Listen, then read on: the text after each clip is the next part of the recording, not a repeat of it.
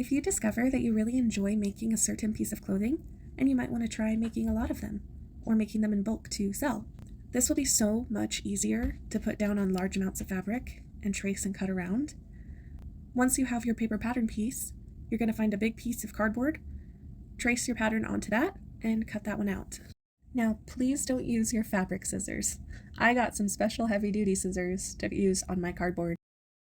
Please don't use your sewing scissors on this. You might be able to get away with using your paper scissors, but it's going to be really difficult. You can try cutting them out little pieces at a time. You can also try bending the cardboard as you go and just wiggle it a little at a time. This might take a lot of patience, so you might not want to use this method if you're creating something with a ton of pieces or very intricate pieces. Also, if you have a pattern piece that says to cut on the fold, if you're having trouble figuring out how to do this, you can always print two of the pattern or use this method and put them side by side, and then trace and cut out your material using both of these laying flat.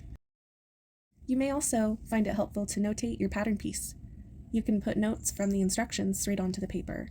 Some patterns come with this already. I prefer to let people write it in as they like it, because I find too many words and symbols distracting, and I worry about things I might be missing. So I suggest just keeping it simple and then just adding things as you need them.